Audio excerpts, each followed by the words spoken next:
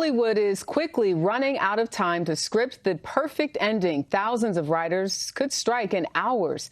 Hey, time for another Rick Take. The Writers Guild of America goes on strike, as if these overpaid assholes need any more money added to their salary. Besides, how does the old adage go? Oh, just learn to code and move. Let's jump into the article. All right, today I'm going to The Guardian because every other article I've tried pulling up, it splits it all weird and makes it hard to read. So, writer's strike. How has it immediately affected the TV industry? At 12:01 Pacific Time on Tuesday morning, the Writers Guild of America called on its 11,500 members to go on strike. By Tuesday afternoon, many were on picket lines outside major studios in New York and Los Angeles, and the impact of a work stoppage over compensation, streaming-based residuals, minimum staffing guidelines, and other concerns cascade through Hollywood. Though, given the timing, the proliferation of streaming, and the ability of studios to bank episodes ahead of time, it's unclear how many people will notice. A whole lot of that. I bet you nobody fucking notices, and it's not like the time this happened in 2007, 2008. Hint, nobody gives a fuck. Hollywood has done everything in its power the past 3 years to just crank out nothing but shit. Maybe they'll earn their pay as writers if, I don't know, they write stuff that isn't activism and virtue signaling and bullshit. I'll continue now. That's my Rick Take. At the front line of impact were late-night variety shows, which rely on writers to craft topical jokes based on up-to-the-minute headlines. On Tuesdays, CBS's The Late Show with Stephen Colbert, ABC's Jimmy Kimmel Live, NBC's The Tonight Show with Jimmy Fallon, and Late Night with Seth Meyers all halted production. I'm just going to stop there. Thank fucking God. We don't need any more of their bullshit. And will air reruns during a strike that could potentially last several weeks. The last writer's strike 15 years ago stretched for 100 days, from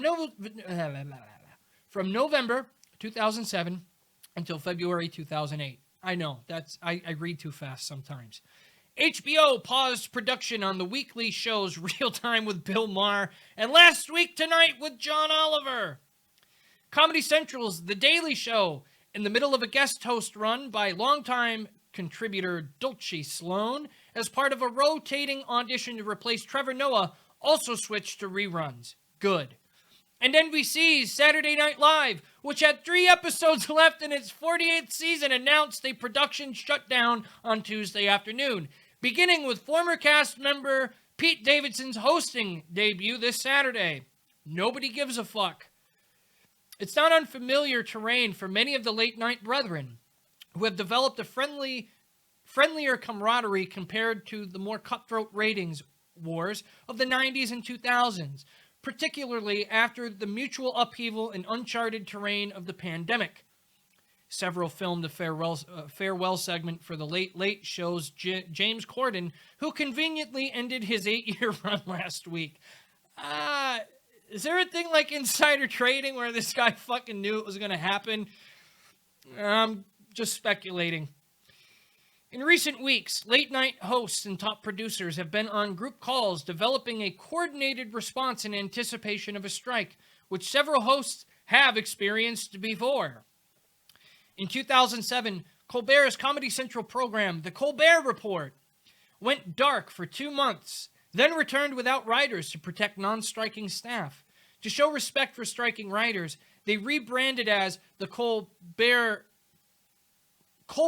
Report, Hard Tease. The Daily Show with Jon Stewart did the same, returning as A Daily Show. Kimmel paid his staff out of pocket, as did David Letterman. Conan O'Brien and Jay Leno. As did David Letterman, Conan O'Brien, and Jay Leno. And later he returned to air because he nearly drained his life savings. Well, that sucks. Maybe you shouldn't do stupid shit. Play stupid games, win stupid prizes. Myers, who was on the picket line with SNL writers in 2007, expressed support for writers during his final monologue before the strike on Monday evening.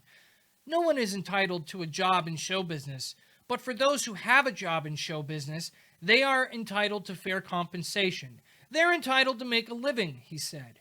I think it's a very reasonable demand that's being set out by the Guild, and I support those demands.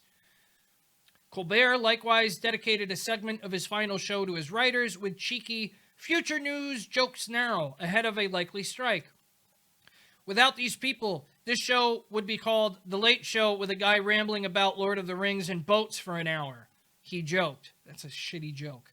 The host also expressed his support for the writers' demands as a member of the Guild himself.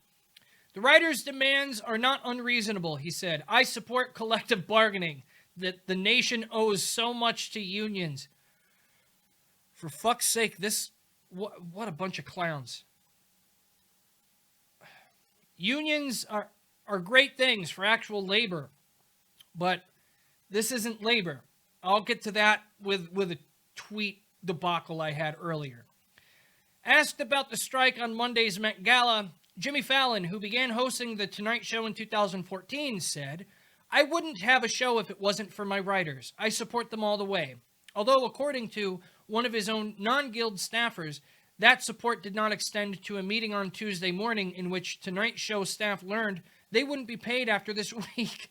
In contrast, Myers was reportedly in a Zoom meeting on Tuesday trying to help non-striking staff handle a payment pause by NBC. Deadline reported that, as of Wednesday morning, both Fallon and Myers will pay their staff for 2 extra weeks after NBC stops. The daytime talk show landscape is more complicated as some shows, particularly those which rely more on loose interviews, don't hire Guild writers. CBS's The Talk is the only major daytime program to fully pause production, as it did in 2007. The View will carry on. Why can't that be on the chopping block? That show sucks. Though, without its few WGA scribes, you're going to hear how it will be when it's not, slicked up, said co-host Whoopi Goldberg on Tuesday morning during the noticeably less polished broadcast. Less polished? That shit's a fucking turd. At one point, Goldberg turned directly to executive producer Brian Tata to ask when the next topic of discussion was. We're thrilled you watched us. We hope you weren't too freaked out about the fact that we have no writers. Well, if you have no writers, then fucking just stop your damn show, because nobody watches it to begin with. She said at the end of broadcast, but we did the show anyway because we want to keep everybody employed and we want to do our best, and we support our writers because we know what they're going through. Disney's syndicated Disney has a morning show with Kelly and Mark, as well as ABC's Tamron Hall, are unaffected by the strike and aired as usual on Tuesday morning. NBC Universal's The Kelly Clarkson Show does employ some Guild writers, but has several episodes banked ahead of time, including the one run on Tuesday. The Drew Barrymore Show, distributed by CBS, has already wrapped up production on its season. The impact on scripted television depends on how long the strike lasts. It has already paused several writers' rooms, including Yellow Jackets, Abbott Elementary, and Cobra Kai. The strike will disrupt promotional efforts for new series such as Davidson's Bupkis, but it would need, to go on for months to significantly alter release dates, though it could shorten seasons. We are a show that writes while we air, the Abbott Elementary writer Brittany Nichols told Variety. If the strike goes on for a significant period of time, our show will not come out on time, and that could change the amount of episodes, which I'm sure people will be very upset about. I doubt it. In the meantime, viewers can expect to see renewed investment in unscripted series as in strikes past, such as Peacock's newly announced series, Sex in the Dark. What the fuck? Nobody's watching that. On the film side, studios have braced for a possible strike for months and have numerous movies currently in production without scribes on set through at least the 30th of June, when contracts expire with the actors and directors unions as well as many more in post-production. With numerous screenplays already locked and in various stages of pre-production, there will be little tangible effect on the strike on the theatrical calendar. According to Deadline, the strike would need to last at least 4 months for studios to push their release dates. The studio and streaming cushion evinces an issue for the WGA's efforts this go-around. Will audiences notice? Probably not. The 2007 strike occurred at the beginning of the network television season in the just before streaming era, when audience viewing patterns would be disrupted by the pause of popular shows such as 30 Rock, The Office, or Heroes. Side note, the writer's strike of 2007-2008, it fucking killed Heroes. It took a very amazing show, and then by season 2, it was shit. So you know what? This is going to be a Rick take and a half, but maybe the writer's strike is good. Maybe it'll weasel out all of the activists and fucking virtue signalers that are sitting there in these writing positions, and maybe they won't come back to work. And maybe the television shows and the streaming shows will go back to the way they used to be. You know, kind of shitty, but not really. All right. This time, the streaming services from whom writers are seeking better pay minimums and protections against the gigification of their work, here's a made-up word, have many series in the bank.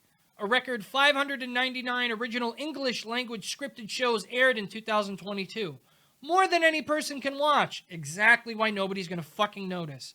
Late-night shows have weathered shrinking ratings and ad revenue for years and has contracted significantly since last spring. James Corden, Trevor Noah, Samantha Bee, and Desus and Mero, who the fuck that is, have all exited the field. Only The Daily Show will find a replacement. The fans of all stripes will notice if the strike goes on long enough, but that may be longer than anyone is comfortable going. The impact on several shows and thus many people's livelihoods was immediate on Tuesday, but whether or not that courts the same level of public pressure and attention in strikes past will be, as with the fraught negotiation, a game of wait and see. Bad news for some people, good news for others, and personally, it doesn't affect me because I don't watch TV or movies like that. I kind of stopped during the beginning of COVID, and I haven't... I'll out myself. The only movie I have seen in the theaters since the outbreak of COVID, to the semi-lifted status of the COVID policies, I went and saw the Dungeons and Dragons film. There are plenty of reviews on it, and I'll tell you where I fall. It's between a 6 and a 7 out of 10. Wasn't great, wasn't terrible. Am I going to watch it again? No, because Wizards of the Coast and Hasbro are fucking asshole. That's one of my opinions. If you want a full opinion on that, you can go look at any tabletop community post, and they probably don't like it. I do need to point out the little debate I had on Twitter today with the guy at Absolutely Malk1, the inside agitator. This is my one of my alt accounts. Most of the writers today are activists, so they can deal with their wage. To which this guy replied, "What?" I said, simple. Writers are overpaid activists. Typo. Using Hollywood as a means of virtue signal and push propaganda. We will be fine without them for 100 days. Who's overpaid? Then he shows a shitty graphic of all these fucking CEOs. We all know they are overpaid and they're fucking piles of amphibian shit, but that's not the point. Anyone making an exorbitant amount of money for poorly written shows / movies, etc. are needlessly on strike. Quite frankly, Hollywood sucks. To which this guy says, there's no such thing as a needless strike. Labor actions are why we have 5-day work weeks. It's why kids don't work full time. If you're not on the side of labor, you're a loser. To which I said, writing for TV isn't labor. Get a grip.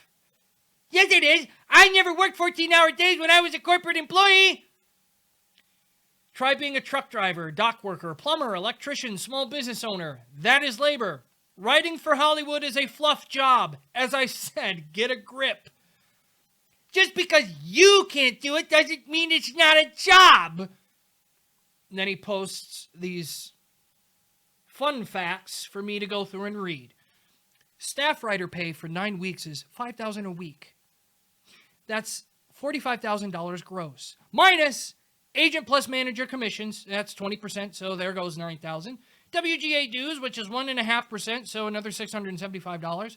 Federal plus California taxes, another 20%, which drains about $9,000, which brings you to a take-home of $26,000. And you could be 6, 12, 60 months between gigs. Average LA rent is $2,800 a month. That's 9 months of rent and doesn't include car, food, etc. This is all I'm going to say.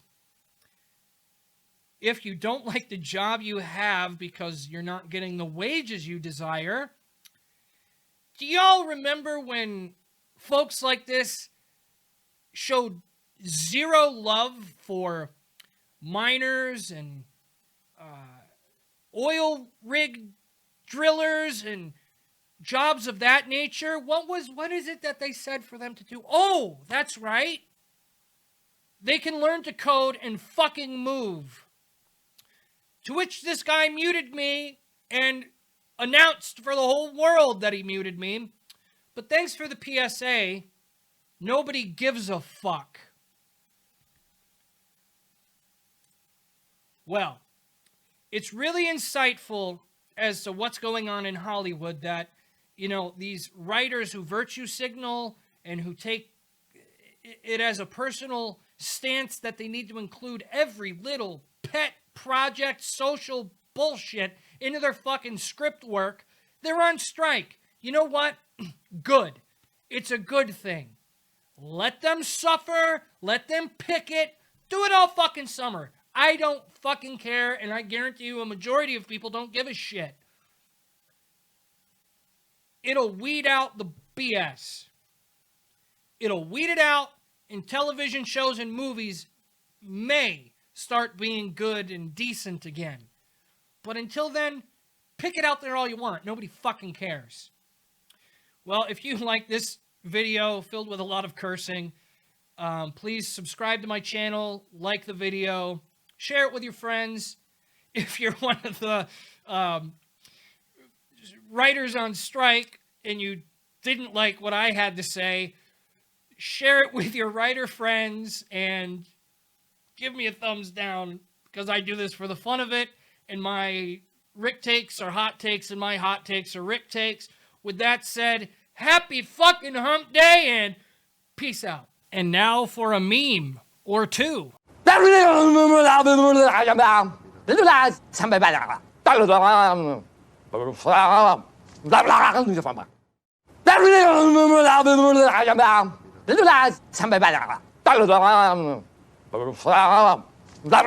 blah, blah.